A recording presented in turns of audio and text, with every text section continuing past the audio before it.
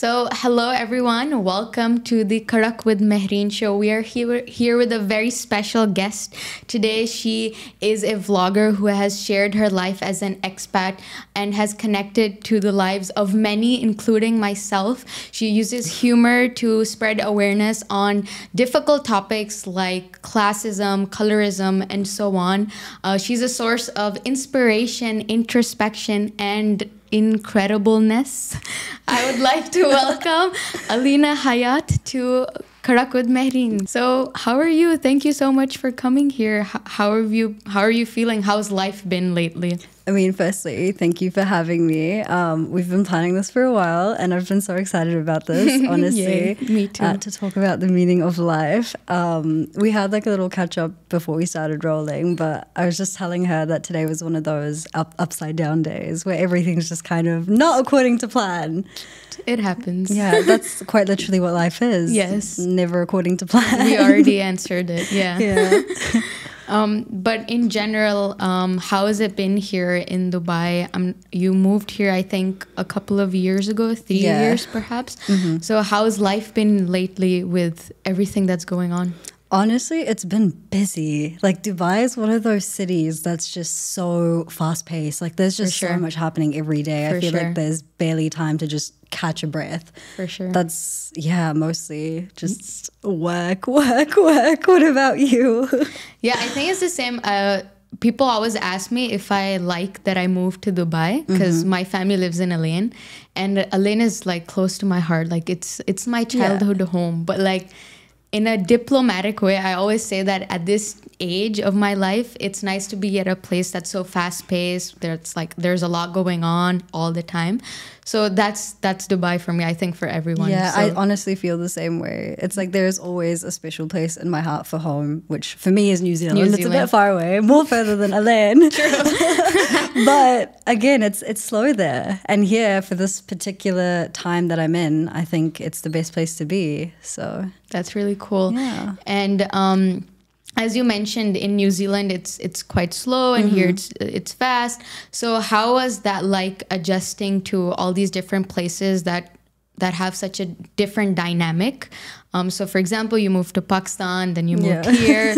So how is it just like in general adjusting to all these vastly different societies?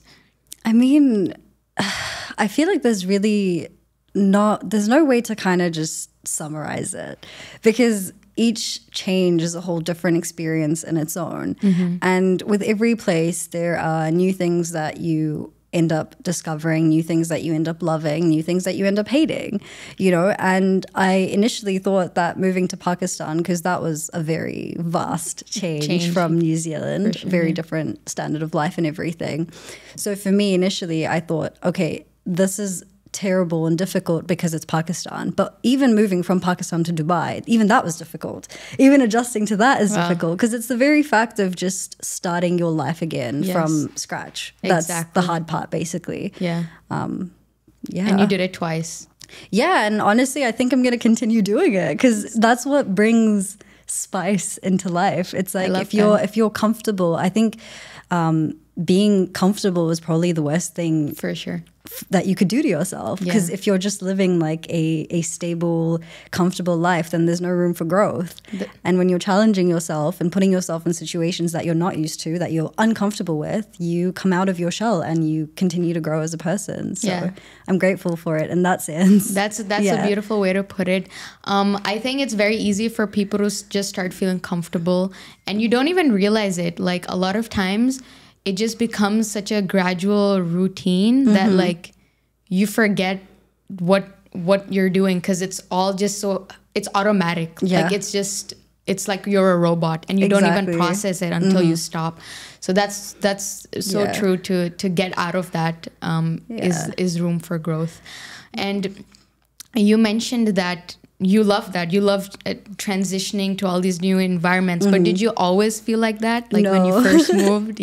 So how was that experience? Like what kind of challenges did you face? Well, initially, I mean, there were lots of challenges. It's the very fact of, I guess, you're like, with me, it was always, I'm mentally in a different place, but physically in a different place. Yes, same. So when I moved from New Zealand to Pakistan, it was like mentally I'm still in New Zealand. I'm still thinking about my friends there. I'm still thinking about my life there. I'm like, oh, I'm supposed to be like, in school right now. I'm supposed to be graduating in like this many days. I'm supposed to have my ball, my graduation, like all those things. Like I was just like comparing myself to the people from my past life, I guess. Yeah. And you're not able to, I guess, embrace your present life when you're mentally in a different place. And surprisingly, that happened even when I moved to Dubai, because I did eventually get, I wouldn't say comfortable, because I was still excited to leave when I did move from Pakistan, but I made friends that I connected with a lot. And I guess, that's where YouTube kind of came into my life and where things started popping off. And I was, again, like a routine came into play, and I had that sort of stability, you could say, that I have my friends if I want to. When you came here? No, this was, so when I was in Pakistan in the last year-ish, when we were right about to move to Dubai. So that sort of stability came back where I'm like, okay, I have my group of friends. If I want to go out, I know who to call. If I want to do this, I know where to go. Like that, you assimilate into the life that you've moved into. It takes a while, but it did happen. And so when I moved to Dubai, it was again the same thing. Mentally, I'm like, I still think about my friends in Pakistan. Yeah. I'm still thinking about my life there, but I have to start fresh again here. So that's really the biggest thing, that you're kind of like living a dual life with your mental and physical being, I guess. Yeah, that's kind of crazy just how our brains work, you know? It's kind of like an out-of-body experience. Yeah, exactly. You're like in a parallel universe. Yeah. I think for me, it's not entirely the same as in like moving to places. But for me, when I graduated from high school, I think I felt like a similar experience where when I was applying to college and I came to Dubai and everything, I felt like I'm still in grade 12. I felt like I'm still in that year of high school, with like I'm in my senior year and I'm graduating soon. Like it takes so long for you to process certain things that you don't even realize. So I think that's so relatable. I think it goes to like change in general. It's not really about moving or moving on to the next stage of life. It's just change, because it's new territory. We don't know what to expect, and you're suddenly thrown into it, and then you're trying to grasp onto what you're familiar with, but you can't. You got to move forward. I think that's just how our brain like processes things. Like it has its own shortcuts to understand like all these weird new things around us, that it takes a hold of the familiar things we know. So it's just our brains. Yeah. So you mentioned about how you moved a couple of times. And even on your YouTube channel, you mentioned about like... Too many times. That's like what I talk about all the time. But like, that's what's entertaining. It's true. Yeah. But you talk about your identity crisis, if you will. How was that experience like? Is that something you figured out? How would you describe your identity? My identity. Ooh. I feel like, okay, the answer to this question, again, is that the identity that I identify with is basically, it's one without a label. Because I think the reason I guess you could say had an identity crisis was because I grew up in a way where I had this, like I grew up in a different environment. I had parents from two different cultures. I also moved from different culture to culture. And it kind of became this whole, okay, where do I belong? Where am I supposed to be from? People are telling me I should be like this. People are telling me I should be like that. I'm too brown for my white friends. I'm too white for my brown friends.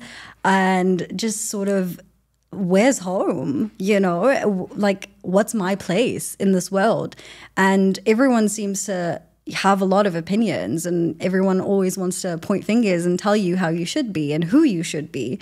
But it's like, okay, so like that's not helping. Like how am I supposed to figure anything out when I know that, I don't fit in here 100%, nor do I fit in over here 100%. Yeah. So that's really, I guess, what stemmed the identity crisis.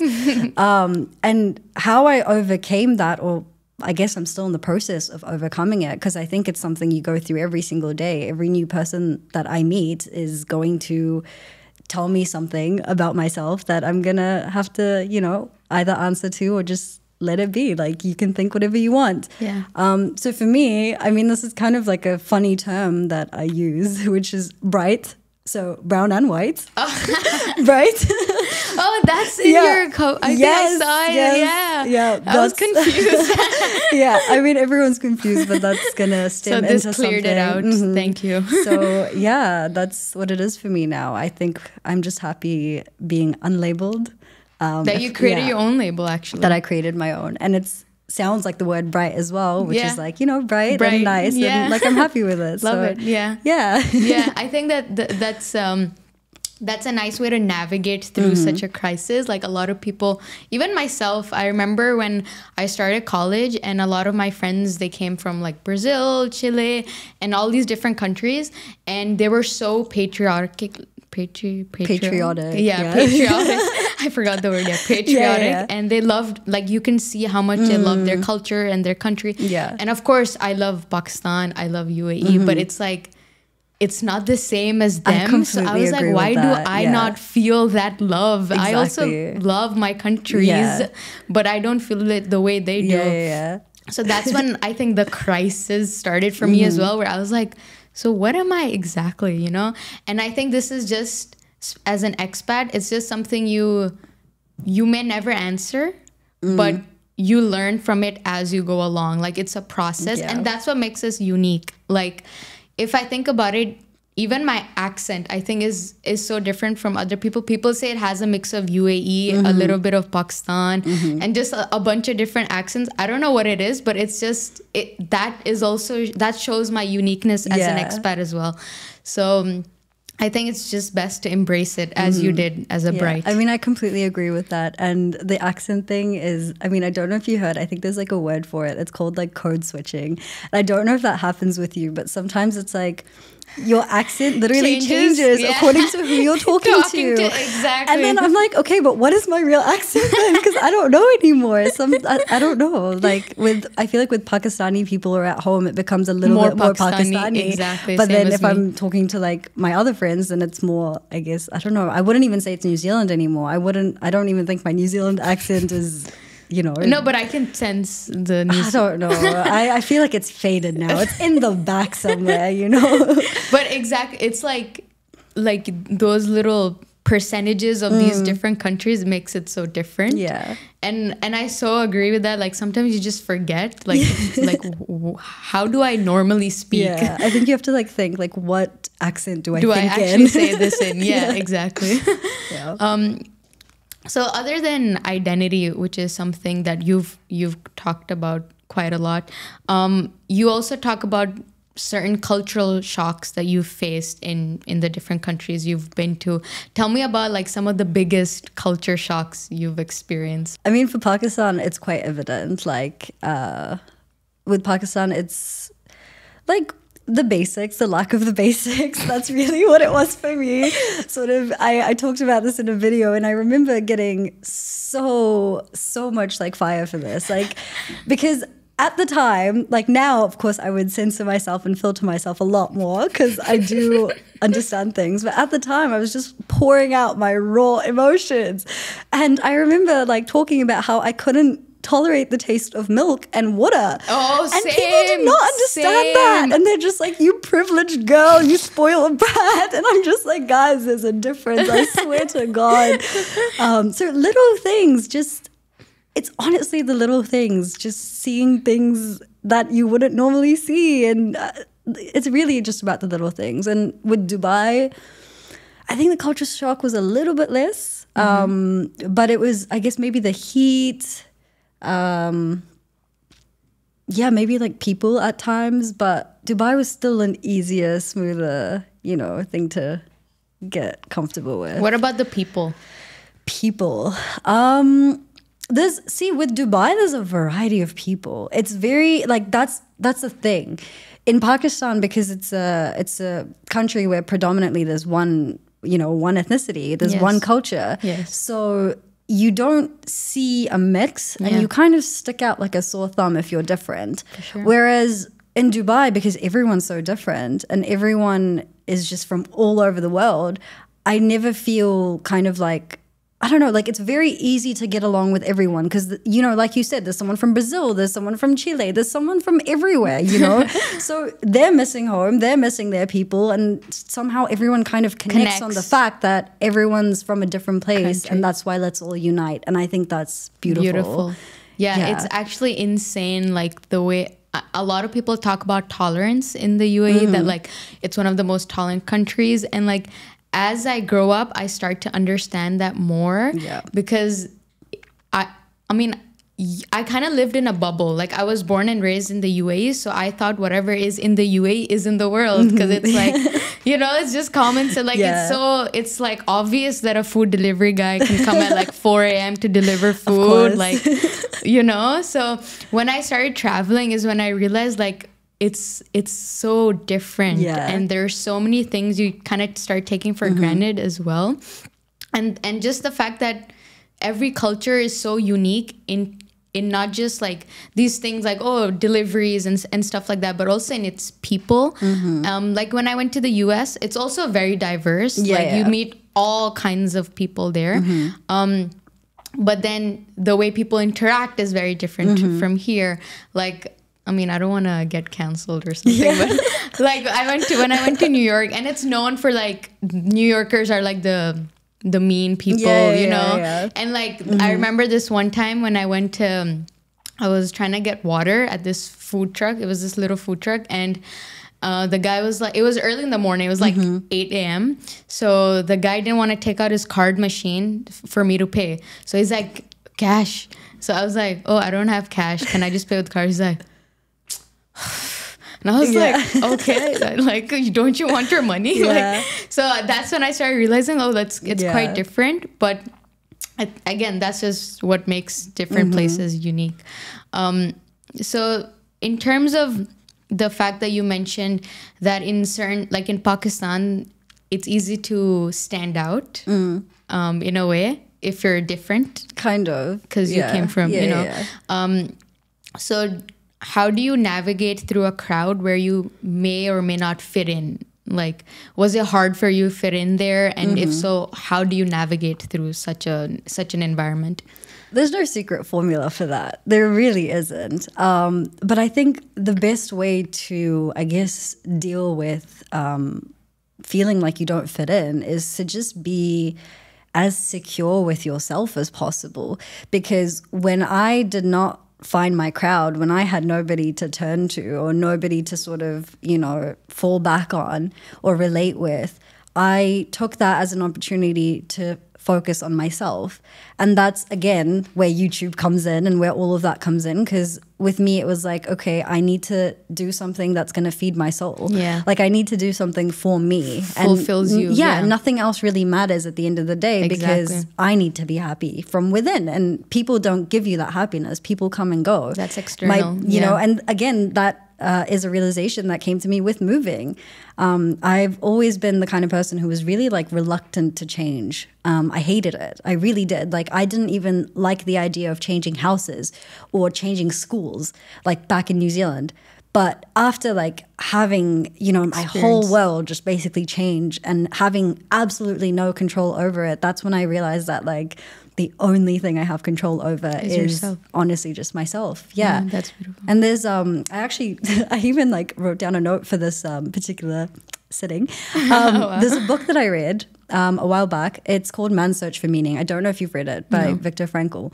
And it's great. I mean, it's really about the meaning of life. But wow, you prepared. No, but I read this before, okay? And I've just decided to quote it today. But basically, like, even in that book, like, it's about a guy who survives concentration camps and everything, and talks about how, you know, when you lose everything in life, where do you find meaning? And so one of the key takeaways from that is he talked about how basically you cannot control any circumstances. You cannot control anything in your life, but you only have power over controlling your own attitude towards life.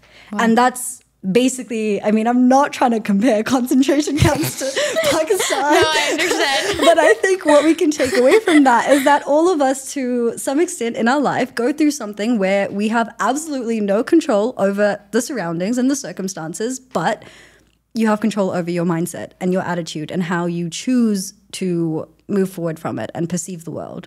So that's how I guess I navigated through it. That's very mature. Thank you. I'm reading a kind of a similar book right now, actually, that's about a concentration camp. And there's this man who the whole book is about. He's the protagonist. And when they were moved to the camp, everyone around him were obviously, it's so tragic. Like they were all crying, they were emotional. And even though he himself was as well, he decided that I don't want these external factors to control my life. So what he did was he accepted whatever was happening, and he tried his best, because they had to work in the concentration camps. So he tried his best to go into higher roles. And even though as you proceed to a higher role, you're technically supporting the... Yeah, of course. But as he went to those higher roles, he got access to better shelter, more food. And what he did was he would share all of that food to everyone else who doesn't have access to that. So he kind of made use of that situation in a way that benefits him and everyone around him. So I think trying to control everything around you is so easy to say. It's so hard, but that is definitely the way to navigate, you know? And one thing you mentioned was doing that kind of helped you find happiness within. So I wanted to understand what happiness really means to you. You probably expected this question, but what do you think happiness is? It's being content. I honestly think being content is being happy, because it comes down to acceptance. You accept and embrace where you are in life. You accept the people around you for who they are.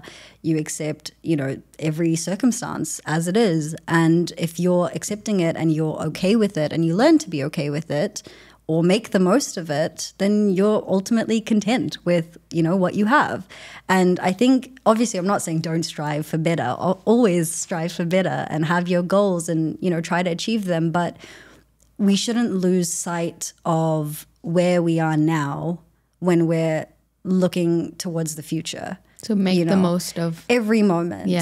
Like there's beauty in every single moment. Like I sit down with my siblings sometimes and I watch my little brother and I'm just like, I see him grow and I'm like, it's crazy because to me, I feel like he was a baby just a few days ago. I still think my sister, she's 16 years old, but I think she's 10. Exactly. Yeah. You forget, like you don't even realize that they're growing and it's happening in front of you and life is moving so fast. Your parents are getting older, you're getting older.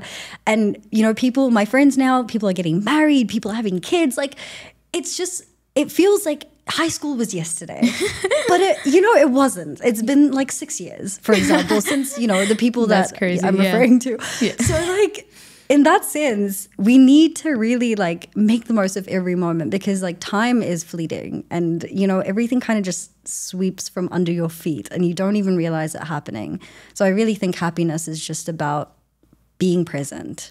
But do you think in that sense, happiness is more temporary then? It's more momentary and not something long term? I think it's a state of being more than something to not achieve, like I think it's like almost like you could say a trait that you choose to possess.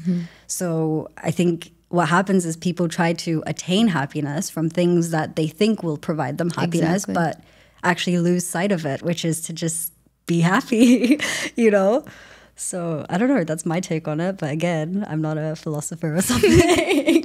No, but this is purely from your perspective. What would you say though for happiness? I had this conversation a lot with my sister and it's still confusing to me. I felt like happiness is always like, when you think of happiness, it just feels like it's a feeling, like it's that temporary feeling you get when you get ice cream or when you so I feel like searching for happiness is futile because it's such a momentary feeling that you get and I always thought of fulfillment or satisfaction as something to strive for, not as a goal not as a destination, but as you said, as a state of being where you feel at peace. So in the last episode with Fozi, I mentioned the same thing, that it's so easy to feel happy for things that are not actually good for you in the long term. So for example, you can feel happy when you have fast food, or and I'm not saying don't have fast food, but I'm just saying if you have it regularly, it may not be beneficial for you, or be happy for things that may not be the best for you at the moment. So I feel like that state, that feeling, happiness is like, it's kind of manipulative. I feel like what you should be striving for more is that sense of peace. And I think that's actually what you meant when you said content and state of being. And I think that's exactly what I'm saying. I just thought of happiness as like a different term, if that makes sense. Yeah. So other than happiness, I wanted to understand more about success. So that's a very subjective term. Everyone associates success with money because money is power, money is whatever, right? But what is success to you?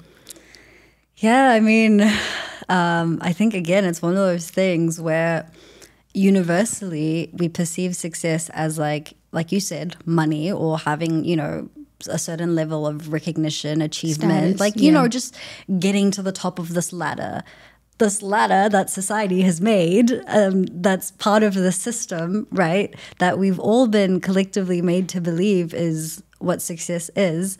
But again, like, at the end of the day, like I watch a lot of like old people sometimes, you know, like they come up on my feed and they talk about like these things like when they're really old. The philosophical old people. And they say things like, you know, success is, you know, like your relationship with your family. It's things like, it's more like profound things, not, you know, those tangible things. Because what happens when you reach that state of success? What happens when you have all the money that you wanted to have? What happens when you have all the fame you wanted to have, the recognition you wanted to have? You want to have your own company, whatever. Like, what happens when you're at the top? Yeah.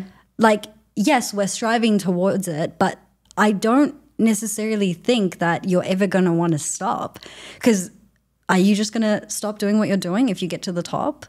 That's the question. You're just going to want more. That I think that's just human nature to, and that's how the world is made, to constantly, you know, desire feed more into our desires. And I think that's where we kind of have to, I guess, define success in our own ways. Yeah. So things like money, recognition, etc. I think they're all byproducts rather than the end goal, because even when you get to them, I don't think that's going to fulfill you or that's bring not you what's going to make you feel successful. No. Yeah. So yes, I do want all of these things, but I think that's not the only thing. Exactly. You have to stay grounded as much as you can, and sort of that's the tricky part. I guess when we're up there, that'll be a different, you know, conversation. But I think it's important to always just pull back and think about what really made you feel successful in ways that did not involve tangible things like money and fame, recognition, whatever. Yeah, and there's a lot of studies as well that's done on success. And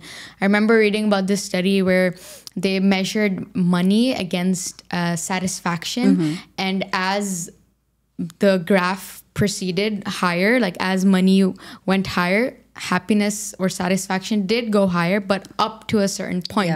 And after that, it stabilizes or even declines. So that just shows that money, I think a certain level of money is something that you would need to meet your basic needs. But it's not what's going to fulfill you for the rest of your life. And it's more of the relationships that you have. I always say this, that like life is all about the people.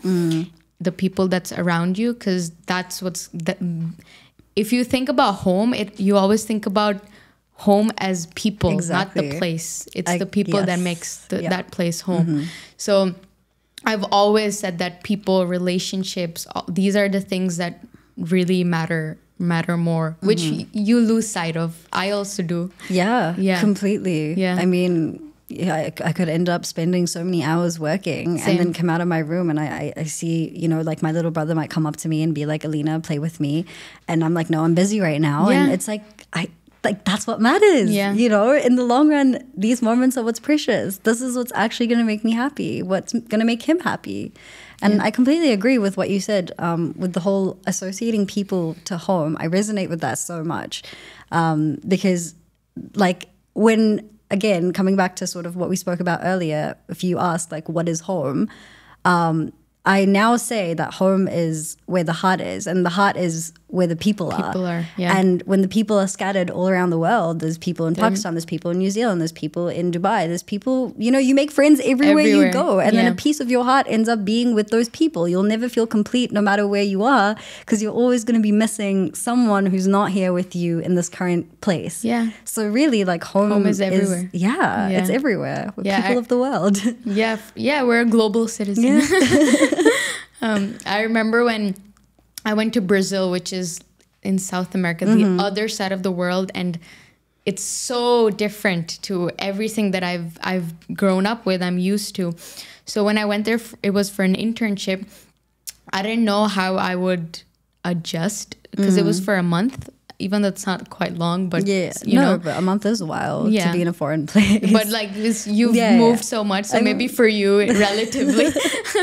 But yeah, so when I went there, I didn't know if I would fit in, if I would like the place. It's just so drastically different. But I enjoyed. It's like one of the best summers I ever had, and that was purely because of the people that I met there. Exactly. Like in my internship, the people there were so like loving, so caring, so fun to be around.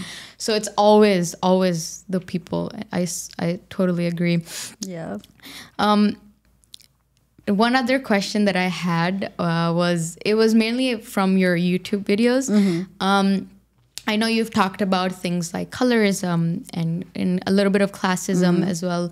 I remember when it comes to these kind of social issues that, at least for me, I want to like fight about, I want to argue about, because it's like you feel so passionate. And when you witness that face to face or firsthand, you would feel passionate to go against it. How do you approach such a situation? Are there things that are better unsaid? How would you go about that? I think like when you say fight, like I think we imagine fight as like, you know, get up there, argue, get your point across. But I think sometimes the battles or the fights are done silently. So in situations like that, it's kind of about, you don't have to address everything. There was a lot that was not okay. And there's a lot in this world that I wouldn't say I support. I am not okay with. But I don't like feel the need to sort of prove everyone my point or prove to everyone, you know, or even fight and just say like, this is not right. Like I don't feel the need to do that for every situation because people don't understand. Again, you can't control what other people think. Yeah. So what was in my control, again, my voice is making videos. And that's what I did. Like it was silent. It was not ever direct and like just in people's faces. It was never like an act of, I guess you could say, being a social justice warrior. It was nothing like that for me. It was just, I genuinely feel this way. And I want to give somebody who I see is not being treated right a voice to be able to speak about it. And that's done so much more powerfully than me actually saying anything. So silently, I guess, like in your own way. Yeah.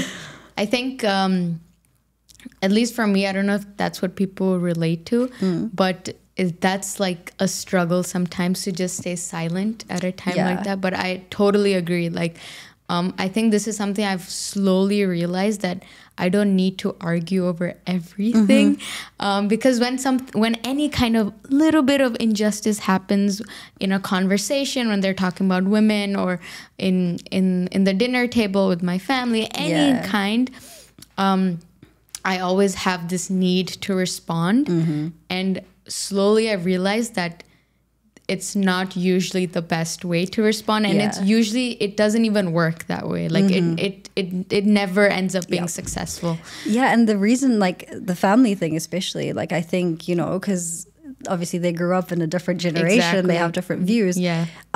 Like it's literally scientifically proven that when someone's stuck on a point, like whatever the topic may be, I believe one thing and you believe the opposite thing. It is scientifically proven that when you like argue according to someone's belief, their brain literally turns on a fight or flight response. So they literally shut down and they don't want to hear it, and they're not listening to what you're saying. They're just trying to prove their point and get their point across. It's the same response that your brain gets if you're in a state of survival. So you could be getting attacked by a bear and you would have the same response as if someone's attacking your beliefs. Wow. And that says a lot about why you should just not waste your breath and time on having these conversations when you know someone's not going to listen.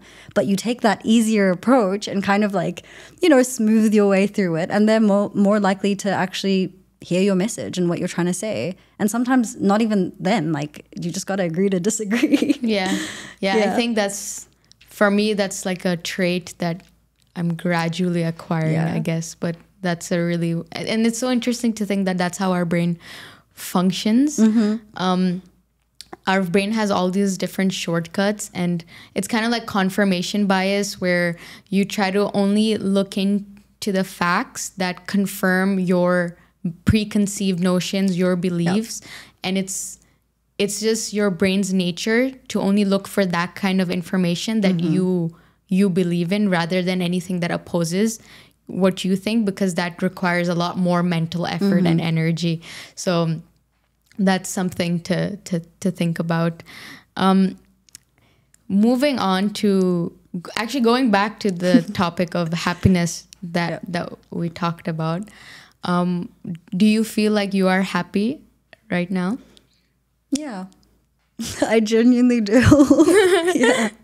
So what do you think is in your life, like the factors in your life that are contributing to this state of being in right now? I mean, this might kind of sound like a bit of a, like, I don't know, like a bit of a hippie answer, but it's really like, it's honestly the little things. Like when for example, I could be having a day where I'm complaining about things. Like even on my way here, I was complaining about the metro. Okay, honestly, I was. And I was like, I would be too. Like why? Any kind of traffic, any kind of like transportation issue, So in moments like this, you do kind of, hate life a little bit. But it's like at the end of the day, if I sit down to pray and then I just start counting my blessings, and they're not even big things. Well, they are big things. They are very big things, but it's the unnoticed things. So thank you for the roof over my head. Thank you for health. Thank you for the fact that I can stand. I can walk. I can breathe. I can talk. I have siblings. We're all healthy. We're all, like, mashallah, alhamdulillah. Thank you for everything. Like those, it's the everything around me. When I start looking at it from that perspective, that's what kind of brings me back to like, no, life is good and I am happy and things are fine, and everything that might be bothering me, it will pass. So that's really like what it is. You just, again, you have to embrace what you have and just look around, and that's what brings me that feeling of I'm good. Yeah. And I think being grateful is such an important skill to have as you thrive, as you move on with life, because it's so easy to forget about all the little things that are happening around you. I remember watching this video about this, he was a fighter pilot. His name was Charles Plum, I think. And basically it was during the American Vietnam War, and his plane got attacked, so he jumped from the plane and he landed safely with his parachute, but he landed in Vietnam, so he was taken hostage, and for 6 years he was in prison and released so on.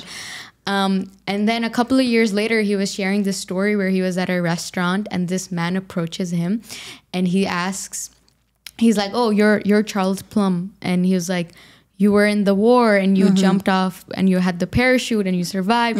He's like, how on earth do you know this? And he was like, I was the guy who packed your parachute. And that's when he just realized that something as little as that, packing his parachute, saved his life, that he never stopped and thought about. And that video where he talks about that, he was saying that there are so many people in your life that are packing your little parachutes. Yes, like I love the that. people who take you to school, or the people who cook food for you, or like the little things that they're doing around you. They're all packing parachutes for you. And it's so easy to forget that. So that was a really, really cool video that I watched about gratitude. Honestly. For sure, yeah. One question I had about because you've been living in 3 different countries, where do you think where would you prefer to be living right now? Where I am, exactly where I am. I mean, again, like there's a time and place for everything. Like I said, I have a very special place in my heart for New Zealand, always will, always have. Pakistan as well has its own special place. But I really do believe I'm here for a reason, and this is where I would like to be right now. Do I see it as a forever home? Probably not. Is it permanent? I don't know. We don't know where life's gonna take me from here, but right now I'm happy. So yeah. So first of all, congratulations. It's really nice to feel fulfilled in where you are, and that's such an important feeling to have, to feel content. And we've talked a lot about the beautiful things in life, and that's important to acknowledge. But what do you think? Is there something that you would want more out of life, or something that you would want to work more towards in life that would make it better? I mean, there are lots of things that can make it better. You know, being happy doesn't, with where you are, doesn't mean you can't always strive for better. And I think that's also what gives life meaning. If you're not striving to do better, then you're comfortable. You're stuck in one place. Yeah. You're not growing. So yes, of course, I want to succeed in many aspects of my life. I want to stay grounded as well, and I'm happy with things right now. But life has a lot more to offer. There's the entire world. There's so many possibilities left to unlock. Like just within 2 moves, I have been able to unlock so many possibilities. I've met so many incredible people. I've had such incredible experiences. Every trip you take, every place you travel to, everything that you do that's new just gives you so much more richness to your life. And I haven't even like started exploring the world. There's still so much left to see. And I just want to see like how much more there is to learn and find out and explore, and people to meet. So in that aspect, yeah, of course, there's the whole world. Yeah. Yeah. And I think that's, as you said, like, what's the point of life if you're not working for something, if you don't have goals, if you don't have something to strive for. And I think that the importance of defining those goals comes from passion. Yes. And passion about whatever it is that one's interest lies. So how do you think you've navigated passion? I know you're interested in filmmaking, in videography, and in these things, but how did you find it, and how are you navigating through that? I think I'm not the best person to ask. The reason I say that is because I feel like it came easy to me. Like, honestly, because from when I was so young, like I was honestly a kid, I just knew in my heart, like I just knew this is what I want to do. And it was clear as day. Like there was never a doubt in my mind. And the more I grow and the more I, got into it, the more that sort of feeling that I had was just being validated. And in so many different stages of my life, I kept coming back to it like over and over again. And even if I'm, not uploading on YouTube, I'm still doing what I'm passionate about. Like it's not even about YouTube. It's about just creating. Yeah. And in that aspect, I feel like it was always within me. So I never had like a pursuit to find my passion. And that's why I say I don't think I'm the right person to ask, because I know that for so many people it is a struggle. And even within my own family, I don't see, like, none of my siblings have that same sort of confirmed, like, I know what I want to do with my life type of feeling. And I see them searching for it and them trying to figure out life and what it is that brings them this, like, insatiable amount of joy that they want to continue doing it. And yeah, like, I hope everyone finds it. I don't know how to find it, but I think you just have to seek that feeling where you're just like, I can do this and I can continue doing this and I will never get tired of this because I love it. Like, it's literally, you know, it feeds my soul. That's the thing. Like, it's beyond liking something. It's like, no, this is right for me. This is your thing. Yeah. Exactly. This is the thing. Yeah. Yeah, I think that's definitely something people struggle with. Like, it's a challenge for most people. I had this conversation with my younger sister as well, and we're talking. Even for me personally, I think everyone just knew that, because I worked hard in school, I was like, you know, I got good grades and all of these things. So people just assumed that I know what I want to do, but it's not the case at all. I think growing up, my dad's a businessman, so I was like, oh, I love business, I love entrepreneurship, and I think that was definitely something that was within me from the beginning. But entrepreneurship is so vague, of course, you know, like what in entrepreneurship, and that's something till today I can't really figure out. Like, before this, I started 1-1, which was like this content creation platform about learning, because I was into education. Before that, I had this entrepreneurship organization thing, and now I started this little talk show. So I'm just testing it out, and I think some people are lucky who just know it, you know. I'm really happy that you found it, you know, or that you just knew from birth. And I'm happy that you're trying things, because that's something that a lot of people don't do. Like, actually taking the initiative to try things and dabble a little bit in everything. That's the only way you can know. You can't just sit and wait for it to come to you. Some people it might, but for some people you really have to go and seek it and find it. And I'm glad you tried different things. We're almost in the end, and before we end, of course, I have to ask the primary question of this interview. What do you think is truly the meaning of life? And this is something that you may or may not have figured out, but just from your perspective today. I think the meaning of life is kind of finding those moments of bliss. And I talked about bliss in a video as well, but how I define it is sort of, I guess, a moment where nothing matters and just you're completely present, you're indulged in the moment, and you're just like, if I died right now, I think I'd be happy. That sort of feeling.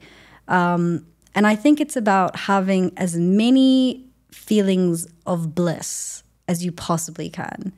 You know, whether it's with the people around you, whether it's with a new experience, with a travel, with, you know, doing something you're passionate about, whatever it is, just having as many of those as possible. Because when you come to the end of life, that's what you remember. You think about those moments, and I guess that's the meaning of life.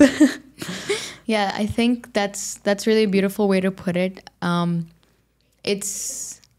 It's definitely a struggle to find those moments of bliss, I think, because I think one thing is that when you're finding moments of bliss, or when you're trying to search for that, and that's what you're like striving to do, when you face any kind of challenges, you're not able to process them, don't you think? Like, if you're only striving for moments of happiness and for moments of like feeling content or feeling bliss, when you are faced with challenges and that's not what you are hoping to face, when you are faced with them, you find it hard to acknowledge them. Yes, but I also think to really cherish happiness and to really cherish moments of bliss, you have to go through pain. Because again, when there's an absence of something, you want it more. So when you're in a moment that's difficult, a challenge, an obstacle, something that's painful, and that happens a lot in life, moments of despair, the happiness or the bliss that comes after or even, you know, during, you never know. It makes it that much more beautiful. It makes it that much more sweeter, I guess you could say. So yeah, I think for me it's something I'm figuring out as well. And I think this show is making me learn all the different perspectives on what life is really meant to be. And I definitely agree about when you're on your deathbed, you're not going to be thinking about that D you got on your exam or, you know, like that extra hour you didn't get to sleep. You're going to be thinking about those moments you had with your family, your friends, and all those moments of bliss, as you put it. So I think that's a great way to end this conversation. So thank you so much, Alina, for being here. Time literally flew by. I know. And honestly, it was like, I really loved hearing your perspectives and on all these different things. It's cool how you brought in like science. I'm like so far from science, by the way. No, but you brought in a little bit of science and then the books and all of these things. It's really cool. So thank you. Thank you for having me. Should we do a little cheer? Oh, yes. Oh, now we get to drink. Yes. We didn't do it during the... Okay, show the logos. All right. Yay.